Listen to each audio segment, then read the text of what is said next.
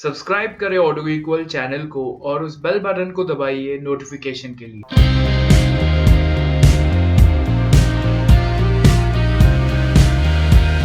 Hi guys, welcome to Auto Geek World. I'm your host Surjo. We are here at Smart Yamaha. So let's see what's there inside for us.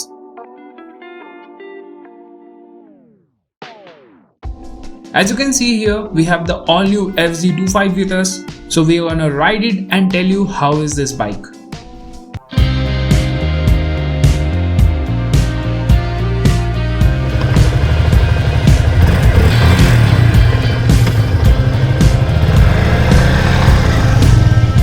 The new FZ25 is here. For over a decade, the FZ series has been very popular on the streets of India, inspiring riders from all across the country. 12 years later, the iconic FZ is geared up to push the limits even further as the all-new FZ25 with bs6 compliant engine. First, let's talk about the design. The new FZ25 gets fresh elements like the new face, which is more aggressive than the previous one, gets a bifunctional LED light with high and low beam, and the boomerang shaped LED DRL complementing it. It gets a visor that is extended from the DRL to the instrument cluster, giving it a meaner look. The bike gets an engine cowl that makes it edgier looking. The tank shroud is much more pronounced than before, adding the muscle to the already bigger tank unit, and has subtle changes here and there. Other than that, there are no major changes as it retains most from its predecessor. It is proper street fighter that has all the muscle that you want and even enhance the overall look because of the new headlight. The instrument cluster is a negative LCD unit that provides basic info like speedometer, odometer, trip meter, fuel gauge. Additionally, it gets a clock, fuel consumption indicator and ABS indicator. I wish it get a gear position indicator and a slightly bigger display, which can be really useful. The switch gear quality is average and overall the build quality is good enough. The new FZ gets two variants. This is the FZ variant that gets two colors. The one you're seeing is the racing blue color and also gets the metallic black. You also get the S variant, which will be featured in another video. Now let's talk about the engine. The bike gets a 249cc air-cooled fuel-injected motor that makes 20.8 PS of power and 20.1 Nm of peak torque, which is not much different from the BS4 variant, mated to a 5-speed gearbox. The engine is responsive and has the bigger cc push in it. This engine is very much tractable and impressive at lower speeds. We have ridden the bike at as low as 5 km/h and still there is no jerkiness, even runs smooth. It is excellent in traffic conditions with no hassles to shift the gears. Now, with the new BS6 norms, you need to maintain at least 2 liters of petrol at any cost, as anything below will cause problems in the fuel injection system and you will notice hiccups while giving the throttle. The gear shifts are crisp and accurate with the clutch being slightly on heavier side. Now getting into the neutral is kind of tricky at times. You shift the gear and there is no gear position indicator given so that at least you can see. Shift the gear and notice the punch while revving as the bike is quick to accelerate, and the best part of the engine is it has strong mid-range performance. You will be easily maintaining speeds like 90 to 100 without any problems as it gets a 14-liter fuel tank capacity. So you will have less fuel stops on the run. The bike is very much happy in the low and mid range, and if you rev it hard, you will notice some hesitation overall. The refinement is really up to the mark as there are no such vibrations and heating that we have noticed. Even with the pillion, there are no delay in acceleration and you will be happy with this new engine. You also get a side stand engine cutoff function if the bike is in the gear. Now let's talk about the handling. The bike, although looks quite big and muscular, is quite light at 153 kilos and is easily manageable. There is no doubt in this that the bike is a good handler, may it be bad roads or straight and even in the corners. The chassis, which is a diamond type frame, gives you enough confidence to do so. The seat height is 795 mm, which will be most accessible by all sorts of heighted riders, and I am 5'11" and very comfortable on the saddle as the seat is quite wide and big for the rider and the pillion with the split seat setup. Both have ample amount of space to move around a bit. The grab rails are very much useful and are correctly placed. The seating position is upright, just slightly leaning posture with wide handlebar and the foot pegs positioned well.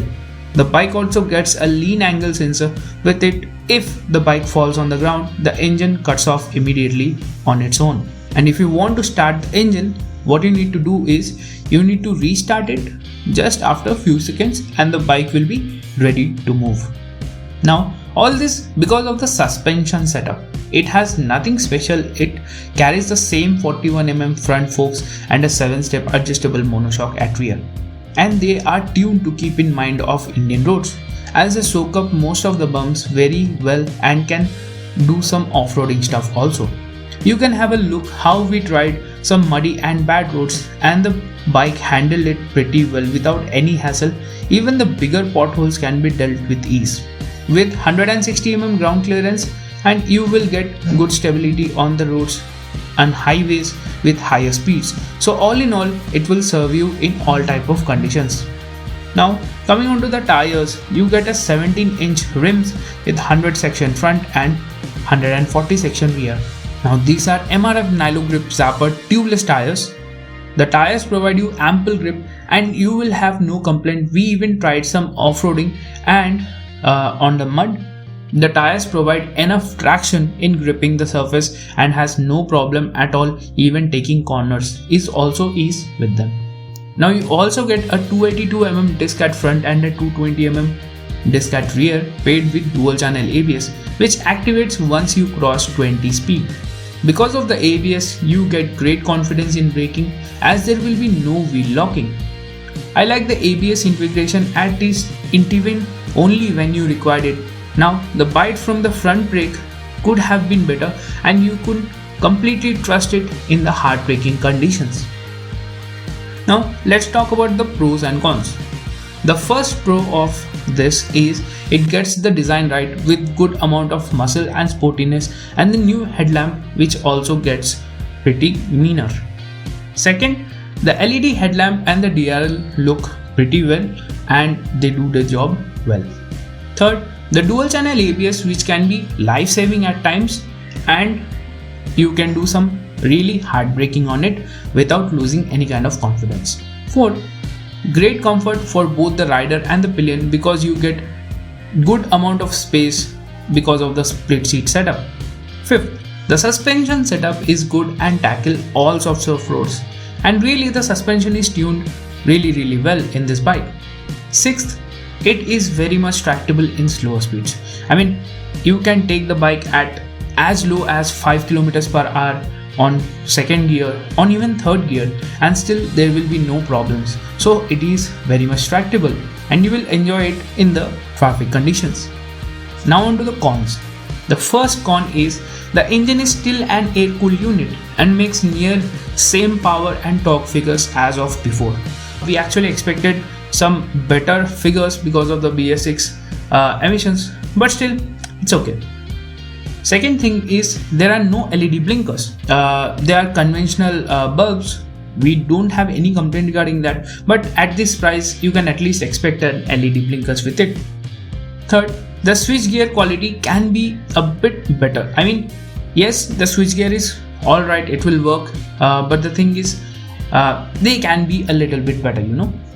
Fourth, there is no gear shift indicator in it and the instrument cluster is pretty small.